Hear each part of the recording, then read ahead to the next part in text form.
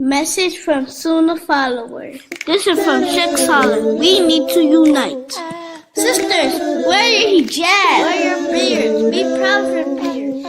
Stay home, stay home, stay in your home. Stand up, unite, and stand for Allah subhanahu wa ta'ala. That's right, Solly. We all should stand up in solidarity, not transgressing the limits of the law, but standing together with patience and understanding. This is Sunnahfollowers. With dignity, humility, and balance. If you want to learn about how to balance and maintain your faith every day, you need to be here at 6:30 p.m. Eastern, being taught by streaming on all major platforms. Channel Sunnahfollowers. Hope to see you there, inshallah.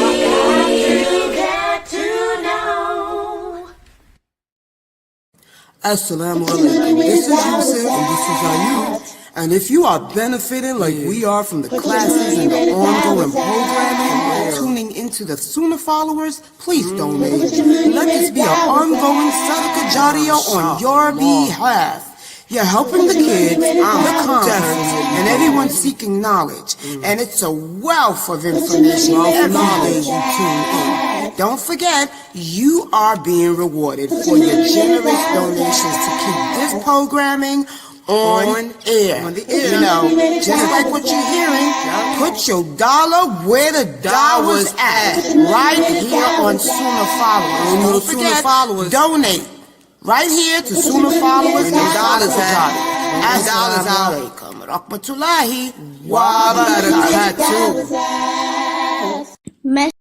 Assalamu alaikum, brothers and sisters. Listen, we are in dire need of donations to keep these shows running and available for you 24/7. So that means when you're in the car, it's available for you to listen to. Whether you're at work, streaming, playing a game, it's available for you to listen to. Rowing your deen and learning about the beautiful, beautiful, beautiful different topics of Islam. Listen, one of the heaviest deeds that could be placed on your scale on the Day of Judgment is sadaqah jariyah. Yes, I know, I'm trying to build deeds daily. So you can too. So listen, feel free, and please, from the bottom of your heart, donate to this wonderful cause, wonderful website and platform to continually push out shows that will benefit you and the Muslim Ummah. Yes, you can donate by going to the Sunnahfollowers.net website, pressing the Donate tab. You can also scan the QR code in YouTube on the far left top of our videos that are streaming. Listen, guys, this is very important, and take this as important. We want to keep this programming available for you 24/7 so that you have access in your car, anywhere you choose to tune in to this wonderful programming. Yes, guys, it's all at your disposal. So listen, feel free to donate. Once again, remember, sadaqah jariyah, one of the heaviest deeds on your scale on the Day of Judgment.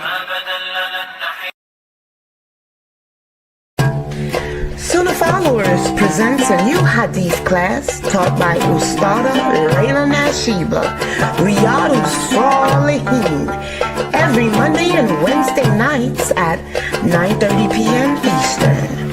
Hope to see you there. Streaming on all major platforms. Channel Sunnahfollowers.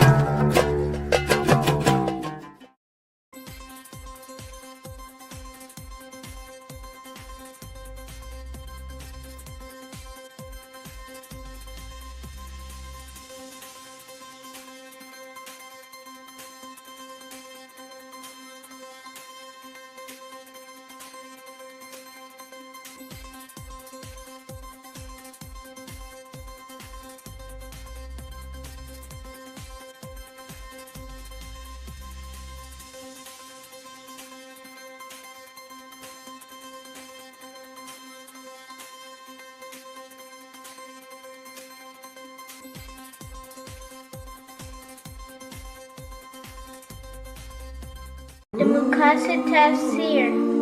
Where should I begin when I'm starting?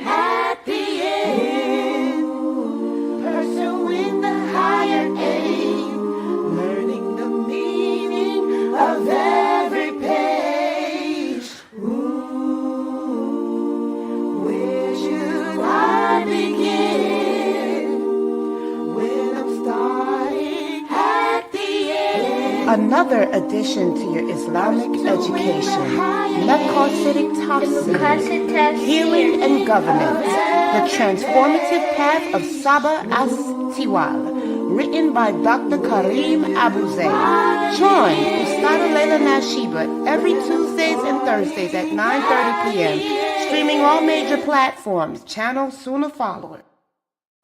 While the world prepares for doomsday, many Muslim youth preparing for the worst amidst the constant stream on social media, showcasing troubling laws, social injustices such as human trafficking, and many more.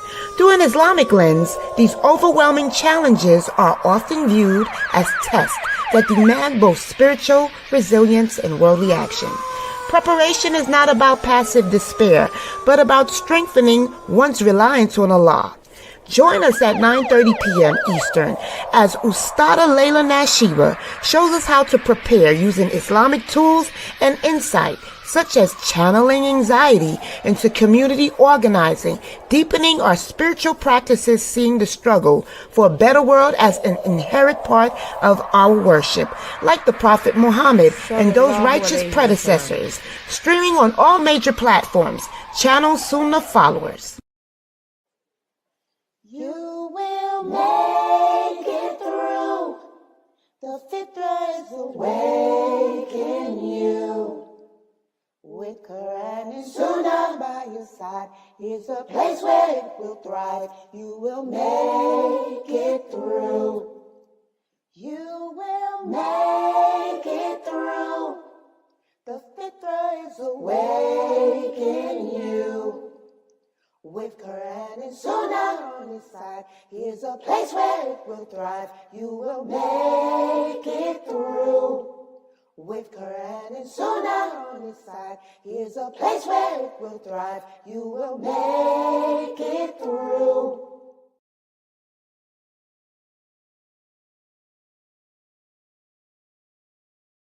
Alhamdulillah, wassalat, wassalam ala wa rasulullah.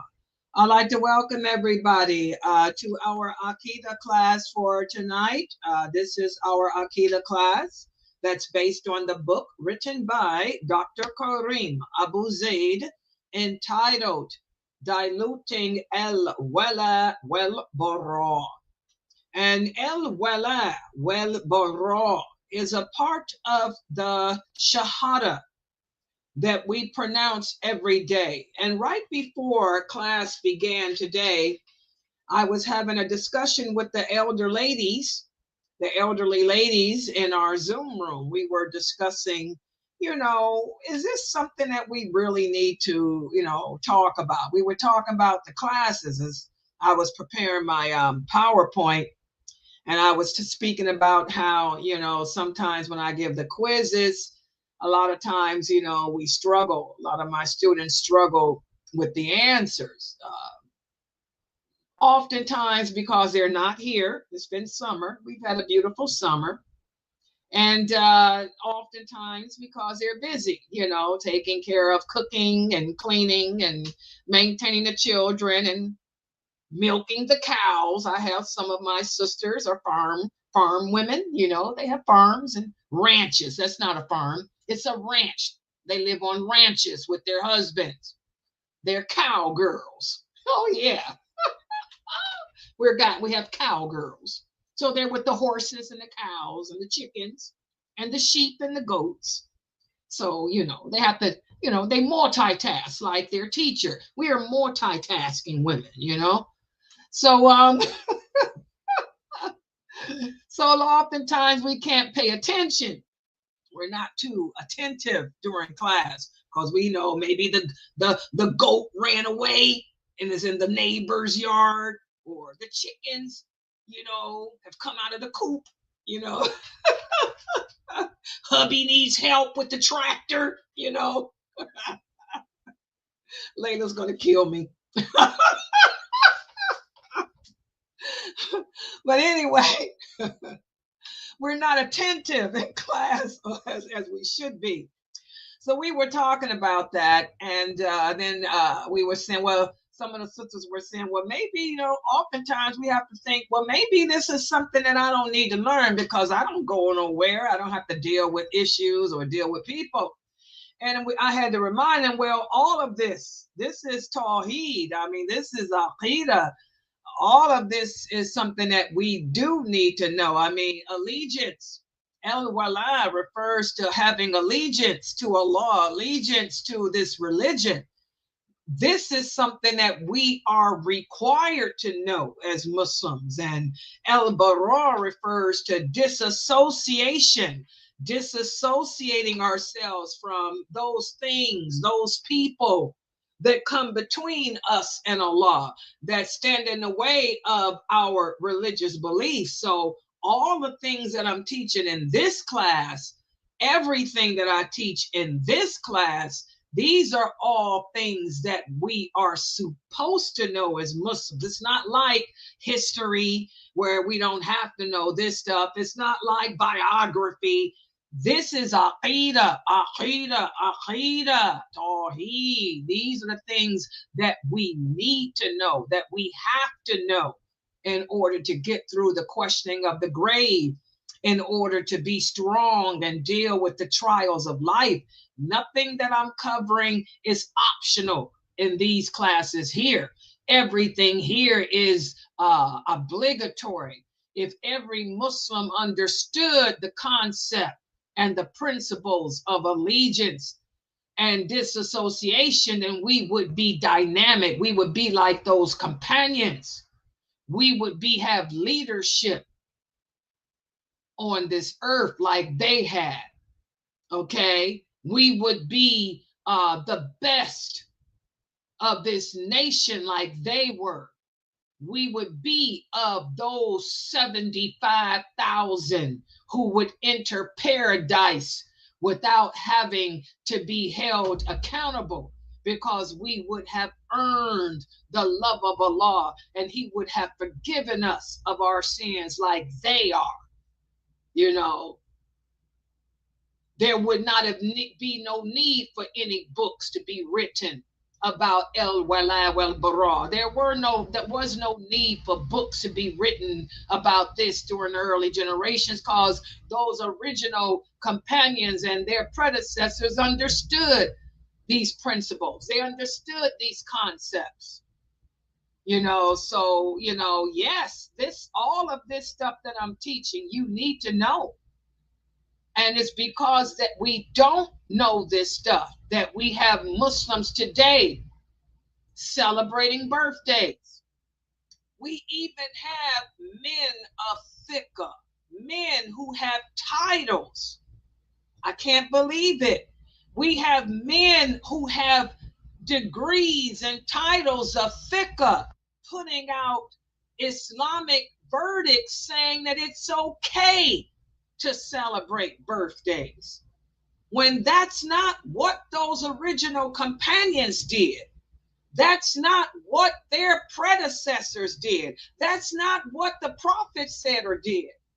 But these men of today, they're holding conferences and seminars and putting out Islamic verdicts that, like the prophet said they would do, they will be able to recite the Quran beautifully, but it will never go past their throats. They will issue Islamic verdicts that go against what I said. They will issue Islamic verdicts that contradict what me and my companions did. Y'all see it happening today in their conferences. Every year they hold these so-called gatherings of the elite, gatherings of the scholars. Bring on the Academy Awards. Dun, dun, dun, dun, dun, the Grammys. And we meet in our gatherings and we issue Islamic verdicts. And the majority of these verdicts contradict what the prophet said, what the companions said. So it's okay to celebrate a birthday.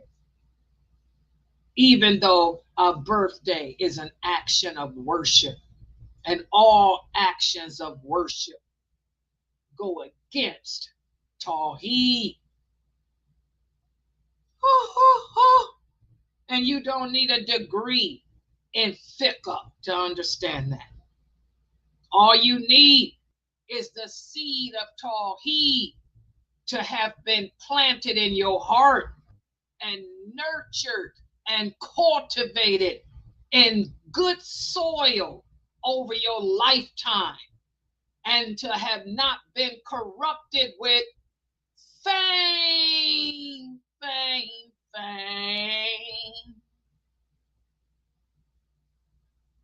As David Bowie said, is it any wonder that fame? Oh yeah, that made the kids' day. The kids wait for me to throw in one of my little 1970s songs. Yeah. Just like they issue the Islamic verdict of free mixing being allowed, when there are no barriers, when the Prophet Muhammad did have a barrier. The barrier between the women and the men were the human body, the young boys. I'll protect you now. Yeah. So this is something we need to learn. We need to stop focusing, on trying to blend in and blur the lines of male and female relations and be like the kuffar and try to be accepted and popular like them, and instead get back to the basics of Islam. Aqidah. That should be the focus of these little elite conferences that you brothers are having. It should all be the basics. You don't want to talk about el-wala wal-bara. That's the problem. But you brothers need it badly. All that fiqh is nothing if you don't understand the concept of allegiance and disassociation. You have to disassociate yourselves, remove yourselves from all that ideology, all that academia, all that nonsense that goes against Allah and his religion and his book, okay, and show true allegiance to him, to his prophet, sallallahu alaihi wasallam, and his book. And that's what we've been focusing in on. And that's where we will continue with today. Today will serve as a reminder as to what happens when we neglect the principles and the concept of el-wala wal-bara. Okay, so let's put the PowerPoint up on the screen. And for those of you who are watching me, and I do mean literally watching me from this other platform, please open up a tab on your cell phone to YouTube. And also, and go to my channel, Sunnahfollowers, so that way you'll be able to see the beautiful PowerPoint that I am getting ready to put up on the screen, so you can see the hadiths, verses of the Quran, etc., etc., etc. Okay. And for those of you who have not yet purchased the book, we're almost at the conclusion of this book, which is volume 1 of El-Wala Wal-Bara. Please go to Amazon.com and buy this book, and also buy its sister book, which is part 2 of Diluting El-Wala Wal-Bara. It's just like this, except it's red, because we will begin this book, the part 2 of the book of this journey, which is the red sister book, next week, inshallah. Tonight we'll be covering pages 339 through 343, which speaks about, again, the consequences of failing to apply el-wala wal-bara into your existence, which is what we see today, which is why Allah has sent the war to us. And that is a picture of the author of this beautiful series. This is Dr. Kareem Abu Zaid. Okay, because it's very important, especially in 2025, the era of the Ruwaybidah, that you know who you are taking your knowledge of Islam from. He is not one of the Ruwaybidah. So this is Dr. Kareem Abu Zaid, and that's me, yours truly. Okay. So just to catch us up to date, you have two questions. Very simple. Neglecting to defend the rights of the oppressed people, which is what's happening today. Remember, as Muslims, we're obligated to defend the rights of the oppressed. Failure to do so, this is a form of neglecting which of the following? Neglecting el-wala or neglecting el-bara? Which one?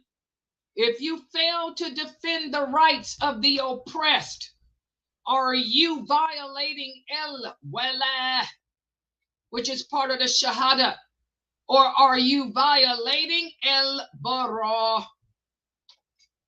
Which el-wala. Okay, does everybody agree? And what does el-wala mean in English? The one of you that answered. What does el-wala mean in English? Come on. It means allegiance. Say it again. Go ahead. We just couldn't hear you. It means allegiance to Allah. Okay, so failure to defend the rights of the oppressed is an example of neglecting to show your allegiance to Allah and your allegiance to this religion. Do you guys agree with their answer? Yes or no? Come on, other people.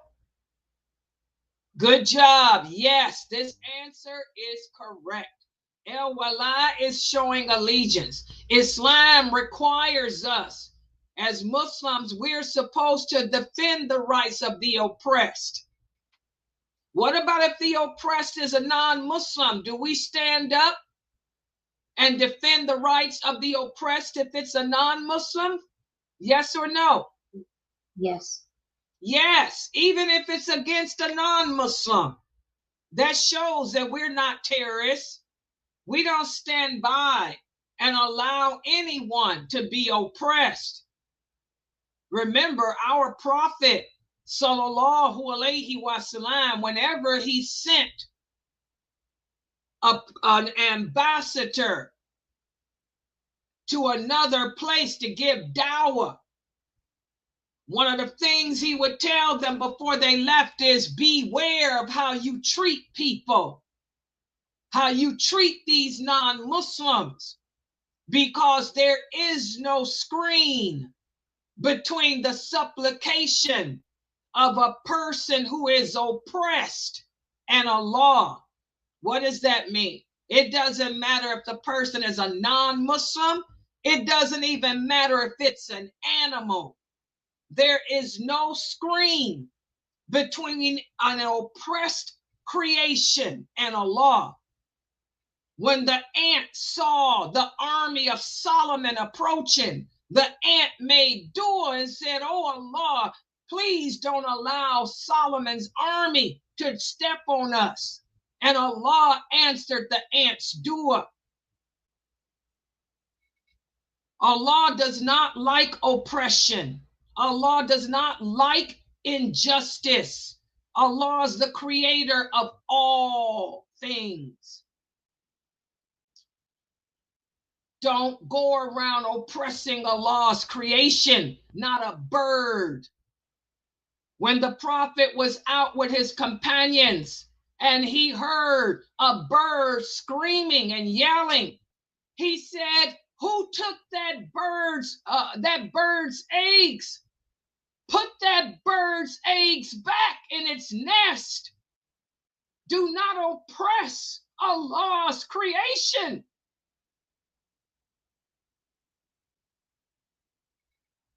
When the Prophet sallallahu alaihi wasallam was looking at a garden, a camel came up to him moaning. He rubbed the camel and he said, "Who's the owner of this camel?" He said, "This camel has complained to me that its owner works it too hard." Yeah, I'm a daya, an Islamic educator. I ain't no life coach. The life coach for the Muslim is the Prophet Muhammad sallallahu alaihi wasallam. You have to find a teacher of this religion who has studied the hadiths and the Quran, okay? Who can answer your questions and teach you what the Prophet said, not what Einstein and Dr. Phil said, or their opinion. We can't torture an animal. We can't torture a bird. When the Prophet sallallahu alaihi wasallam was traveling and saw an ant hill destroyed, he said, "Who would be foolish enough to destroy an ant hill? Only Allah has the authority to punish with fire. We can't even do that." As Allah says in the Quran, every animal has its own community that it lives in. We have to respect its community. You're going to go out in the woods and destroy an anthill? That's their home. That's their home. You destroy a whole colony's home. You're going to answer to Allah for that, for no reason, just to be mean and vicious. You're going to answer to that. That's why when we go out in the woods, we don't throw rocks. The jinn live in the woods. You could kill one of their kids. Then you wonder why you go home, they haunt you at night.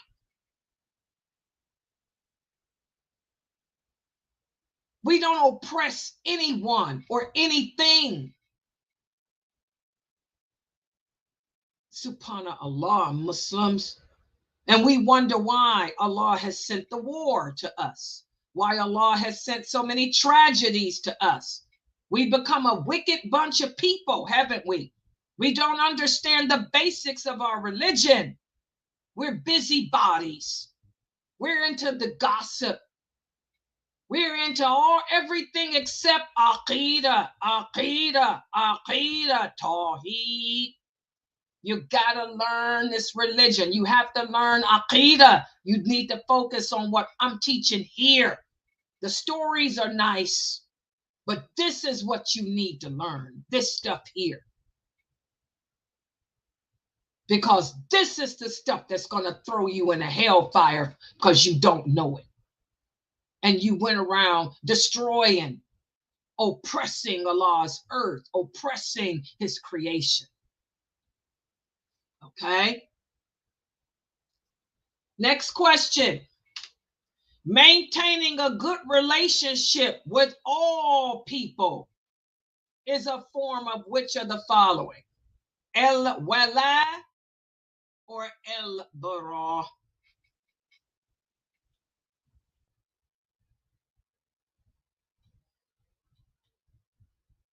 Maintaining a good relationship with all people is a form of which of the following? El wala or el bara? Still al wala. Does everybody agree?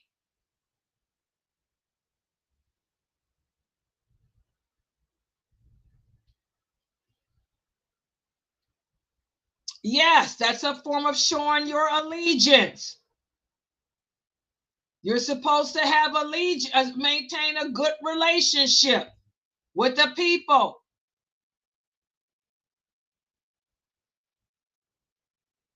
Okay?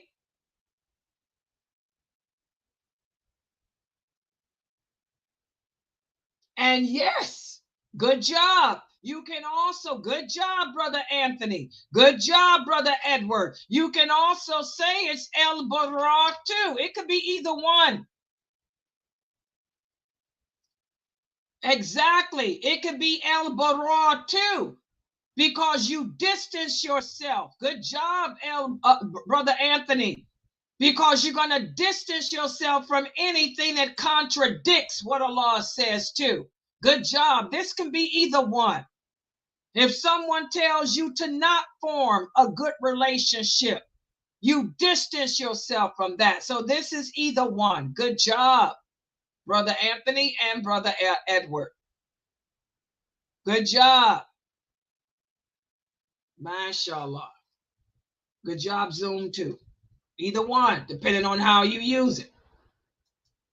So, good job. I'm proud of all of y'all on this. So, today we're going to again review what happens, the different types of consequences. Because again, today people don't even want to talk about or speak about allegiance and disassociation. And I think because they limit those Arabic terms to just love and hate, that's why you don't hear me using love and hate.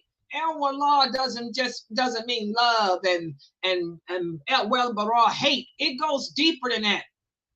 That's why you guys hear me using the terms allegiance and disassociation. Okay? Because it's deeper than love and hate.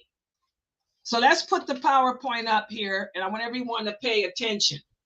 Allegiance to Allah and His Messenger is a fundamental principle in Islam that entails upholding the values and principles of our way of life.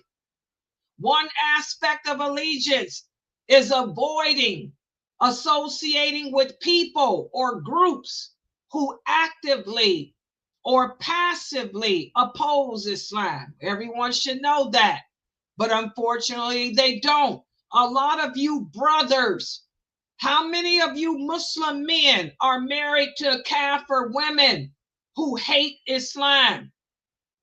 There's a lot of you Muslim men who are married to Christian women who hate Islam. They talk about our religion so badly. Your marriages are not valid, by the way. I don't know. You brothers are fornicators. You brothers are not legally married in Islam. You married a Christian woman who hates Islam, who thinks our way of life is evil. They always got bad things to say about the Quran. They speak badly about Muslim women and the way we dress. They have nothing nice to say about the Prophet Muhammad. They even go so far as to say that our prophet was not a prophet. But you married these women because you claim they're women of the people of the book. No, that was a Kafir woman who opposed Islam. She was not lawful marriage for you. And by the way, there's conditions to marrying those kind of women. One of the conditions is she should have been chaste. Another condition is her heart should have been inclined towards Islam. Her heart should have been inclined. That means she should have been on the verge of becoming a Muslim. She should never have been an enemy to Islam. So all you brothers who are listening to me, who marry Christian women, who speak badly about our way of life, who hate this religion, who are always arguing, saying that our book, the Quran, is crazy, and our prophet was crazy, and our way of life is crazy. Your marriages are null and void. You are adulterers. Your marriages are not legal. Shame on you. I'm letting you brothers know that. Shame on you. Because allegiance is part of the Shahada. And one aspect of it is to avoid associating with people who actively or passively oppose our way of life. That includes the women that you lay with. The Quran warns explicitly against associating with those who are enemies of Allah and His Messenger, as it is considered a sign of disallegiance, and it leads to hypocrisy. Although maintaining good relations with all people is encouraged in our way of life, we are told that these people cannot be people who oppose our way of life. So we have to have caution when it comes to dealing with non-Muslims. These people will lead you away from the truth if you ain't careful. And that's why, as a Daya, I have found over the 50 years that I've been teaching Islam, that the Muslim brothers that I've come upon who were married to Kafir women, those brothers have always been weak in their faith and weak in their practice. And none of the ones I know personally, none of their children ever grew up and maintained Islam. I don't know any personally whose children grew up and maintained Islam, because the children usually take on a religion of the mother who raised them here in America. Okay?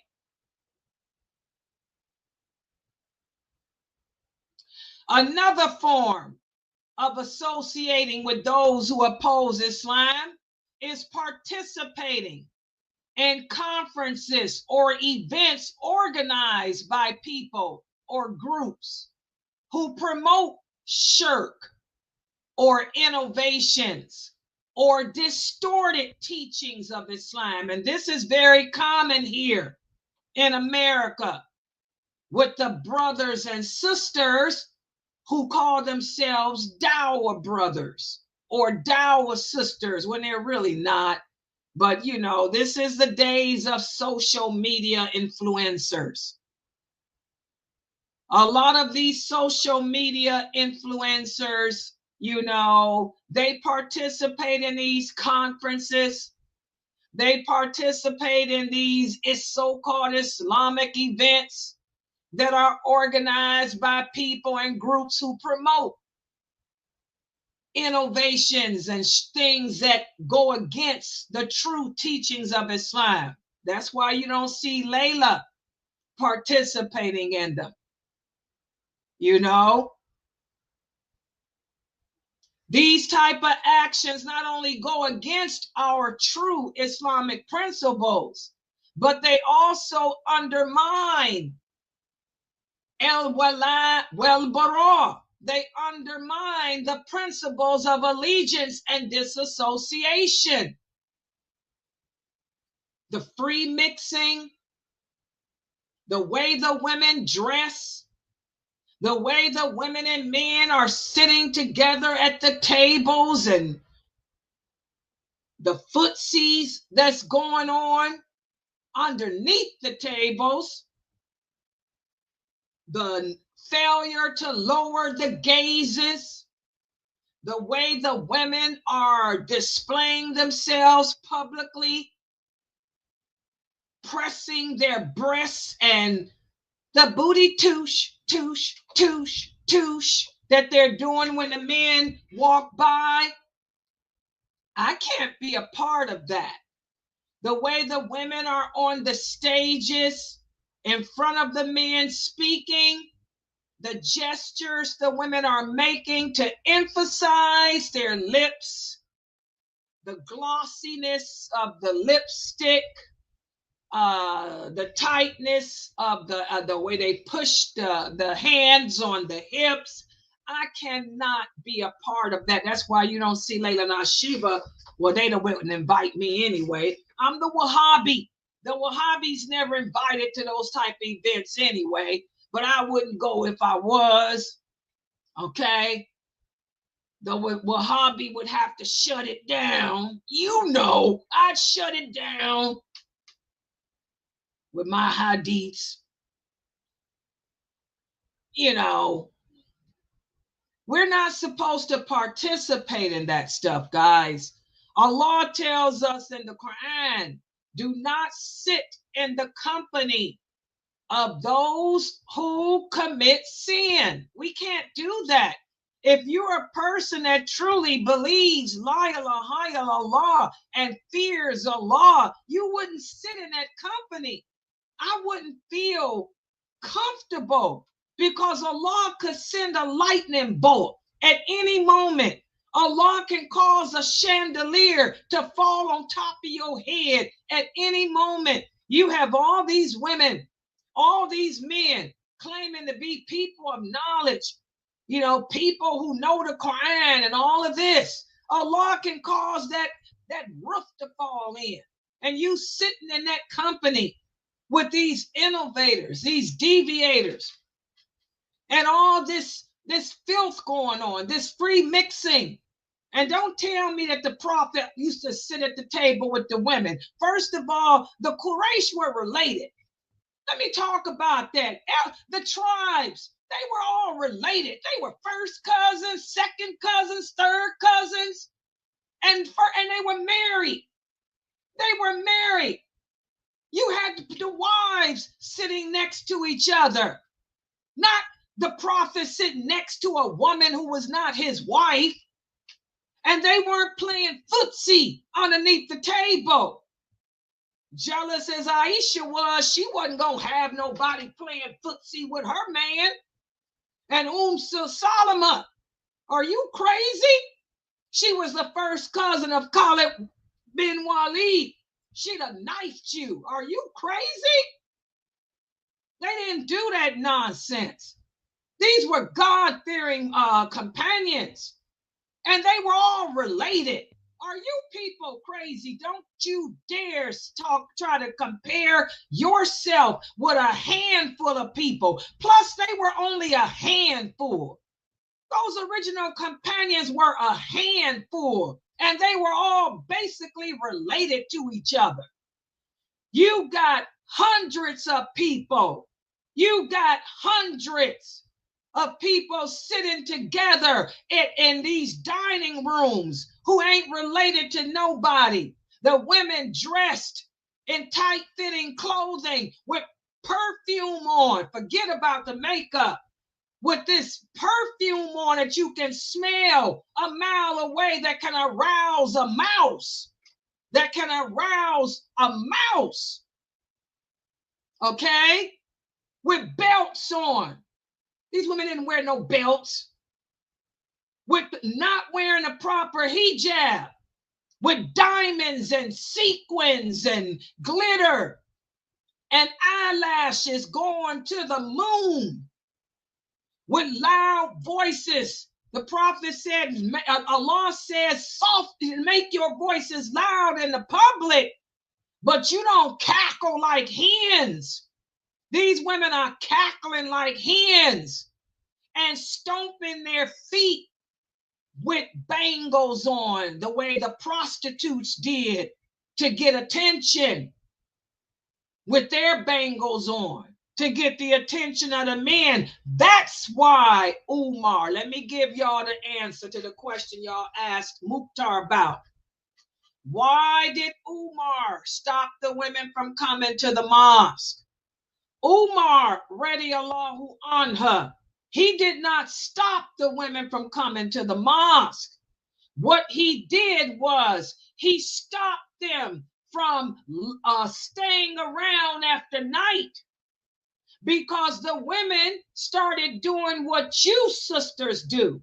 They started coming to the mosque like it was a fashion show, and they started loitering, just hanging around, not to pray, but to seek attention, to catch up on gossip, to see what man was around. So Umar said, this ain't happening. You come to the mosque, you make your prayer, and you take your behind home. That's what Umar did. He said it ain't no coming to hang around just to be seen. You women pray and go home, and it ain't no hanging around here after nighttime. He said it's for your own safety. It's for your own good. And then the women went running to Aisha. They said, oh, mother of the believers, now he wants to stop us from going to the mosque. She said, if my husband, the prophet, were living today, and he saw how you women dress, and he saw how you women behave, he would stop you from coming to the mosque too. What's the source? You ain't gonna find it in no Google. What's the source? Sahih Bukhari. That's what happened. He stopped the women from loitering around the mosque, doing what you women do at these gatherings with your perfume, your evening gowns, your eyelashes, sitting at the tables with the men that ain't related to you, that ain't no mahram to you, accidentally, oh, I'm sorry, I didn't mean to touch your foot when you did, because you wanted him to notice you. Standing in the middle of the floor, doing the booty touche, touche, touche, touche. Come on, I'm a woman. I know how you do it. With your belt on, with your breast way out. And some of you sisters even put padding in your bra, because it's all about trying to look like Nicki Minaj.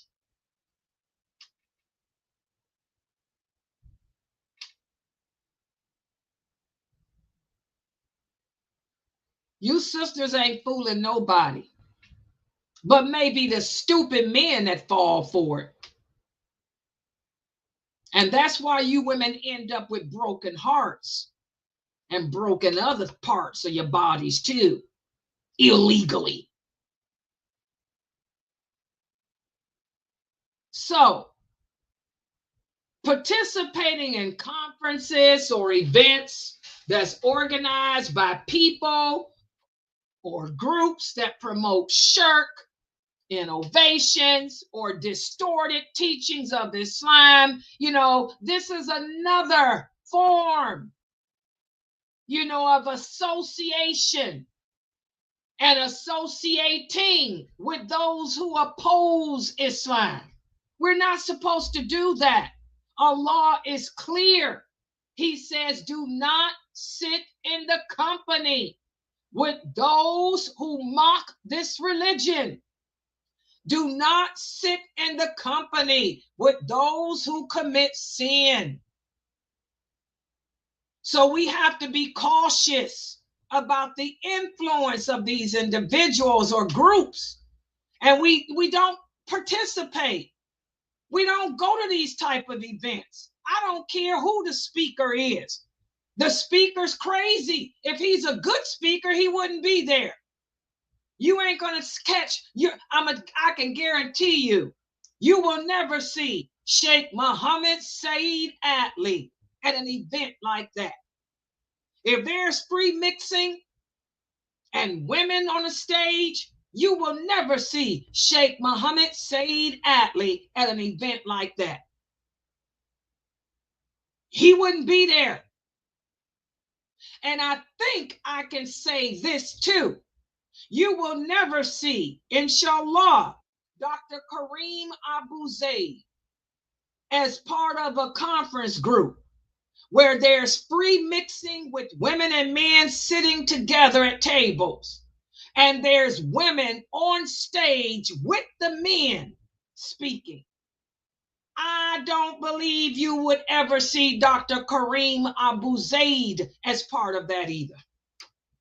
Nope. Now, some other brothers, yes. But I don't think you'd ever see Dr. Kareem Abu Zaid, and I know for a fact you'd never see Sheikh Muhammad Saeed Atli as part of a group like that. Because as the Quran says, whoever opposes the messenger after guidance has become clear to him and follows other than the way of the believers, we will give him what he has taken and drive him into hell. And hell it is as a destination. You would never see Aisha radiallahu anha or any of the wives of the prophet hanging out in affairs like that. As she told the women in Sahih Bukhari when they came running to her because Umar put his foot down and said he will no longer allow the women to hang out at the masjid after hours.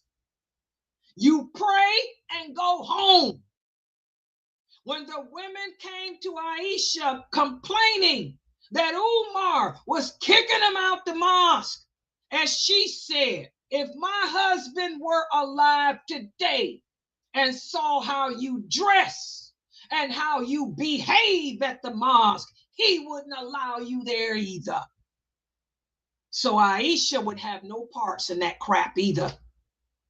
So you sisters and your conferences with the men and your meet and greets, you can call it Quran wa Sunnah all you want to, but it is not Quran wa Sunnah at all. It's twisted. Okay? Many Muslims, this is the sad part, many Muslims today are afraid to speak up and show support for those who have been falsely accused of extremism, and for those who have been labeled Wahhabi and extremists for speaking out against it. People like me, oh yeah, she's the Wahhabi. This fear comes from the negative consequences that are associated with being labeled or accused of extremism, including the discrimination, the harassment, and all of that. So that's why a lot of Muslims fail to support the people who do practice the true principles of allegiance and disassociation in a moderate and balanced way. So that's why a lot of people don't speak up, because somebody was asking, why do people don't speak out against? Because people are afraid. You know, everybody wants to be part of the in group. Everybody wants to be part of the in group. So rather than say, yeah, she right, we ain't supposed to be doing that, you know, you just shut up and not say nothing.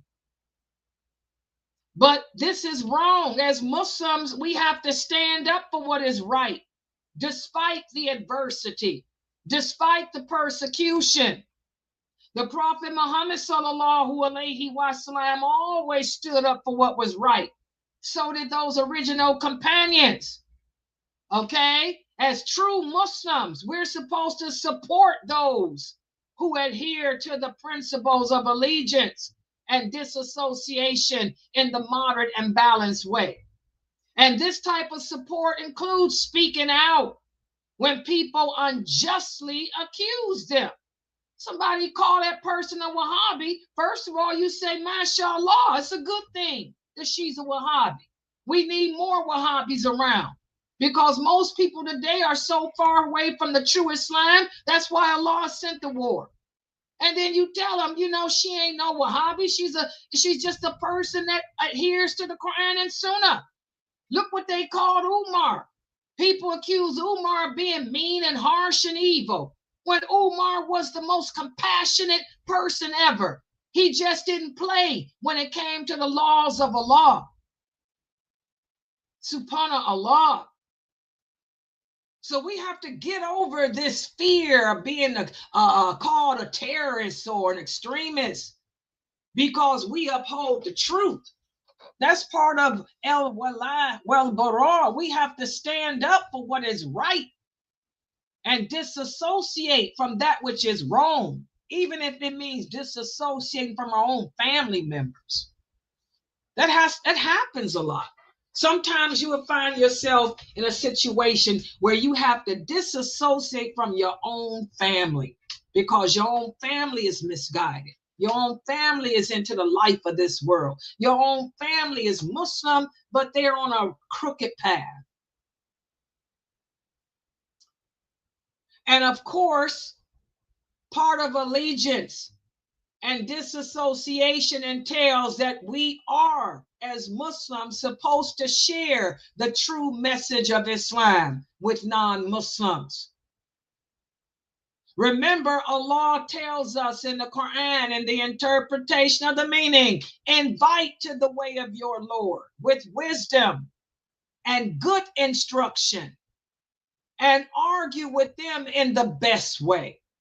So by sharing the message of Islam wisely and respectfully, we as Muslims fulfill our duty and contribute to the betterment of society. And true dawah is through our actions, guys. When the rest of the world, when your co-workers, your classmates, they look at you and see how you carry yourself with dignity, how you're honest, how you're trustworthy, how you're nothing like other people. That's dawah, how you're a good person inside and out. That's true dawah. You're showing them the true message of Islam. So it's essential for us to uphold the value of trustworthiness, by sharing the message of Islam with wisdom through our actions and through our speech, if we're qualified to speak about it. But the problem is most Muslims ain't qualified to talk about Islam because most Muslims don't know the basics of Islam. Okay? And again, we have to reject blind obedience. We talked about blind following. Blind following does not mean to have one teacher. Blind following means to take what a person says without evidence. Islam is a way of life based on evidence. Evidence that comes from Allah or the Prophet Muhammad sallallahu alaihi wasallam. If someone tells you that you can't do something as a Muslim, or that you must do something as a Muslim, or that you should do something as a Muslim, they should be able to bring the clear proof, which is a verse from the Quran that clearly says that you have to do it, or should do it, or must do it, or the clear hadith that says it. If they can't do that, you just simply say thank you and keep it moving. And even when it comes to our rulers, we don't blindly follow anyone. Okay, the only one we blindly follow is the Prophet Muhammad sallallahu alaihi wasallam. If we're living in a Muslim country, we obey our leaders who are Muslim leaders, but we don't blindly follow them either. If they tell us something that contradicts what Allah says or what the Prophet says, we don't have to follow them in that either. We don't rebel against them. We just don't accept what they say. Okay? So we spoke about this the other day. Allah says, obey him and obey the messenger and obey those in authority amongst you. But we don't blindly follow those amongst us If they present us with something that is not sanctioned by Allah or the Prophet, we don't blindly follow them. Okay? Remember, extremism. Allah hates extremism. And we have to avoid that. Islam is all about balance. Islam teaches us to be a people of balance. We don't go too far to the right, nor do we go too far to the left. We stay within the middle with everything. Okay? And also, when it comes to the principles of allegiance and disassociation, we have these negligent Muslims out there who use these principles to label those of us who apply the concept of allegiance. They call us extremists. This is wrong. And we have to stop listening to these people because, as I told you guys, al-wala wal-bara is part of the shahada. It's part of the shahada. Having allegiance to Allah, allegiance to the Prophet, allegiance to the Quran, allegiance to each other, allegiance to this religion. That's the shahada. Because you have allegiance to that and you disassociate from anything that comes between that, doesn't make you an extremist. And anyone who tells you that you are an extremist, that's a person who doesn't understand what he is supposed to be about. That's a person who is lacking within himself as to what his belief system is supposed to be about. So this basically summarizes, what the concept of al-wala wal-bara is about. We need to really spend more time as Muslims understanding this principle.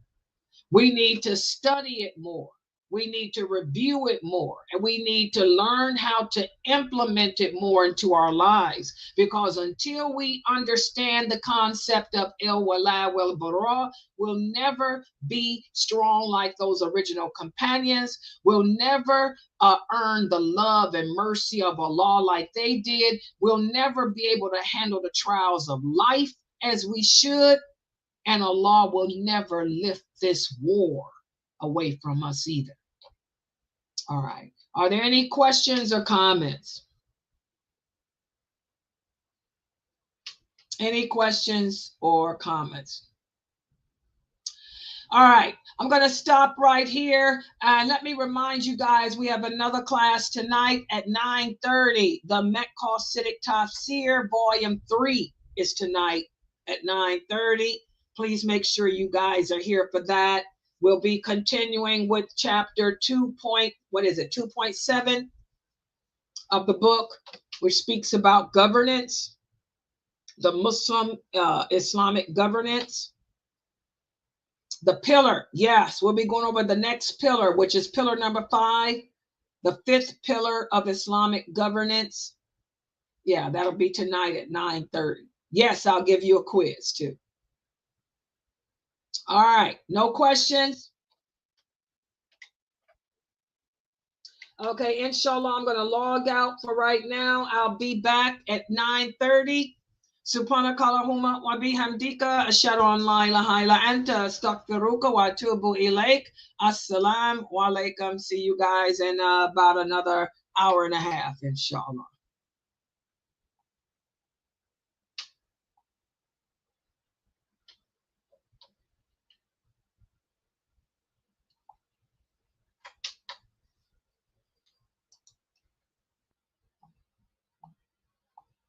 Mm-hmm.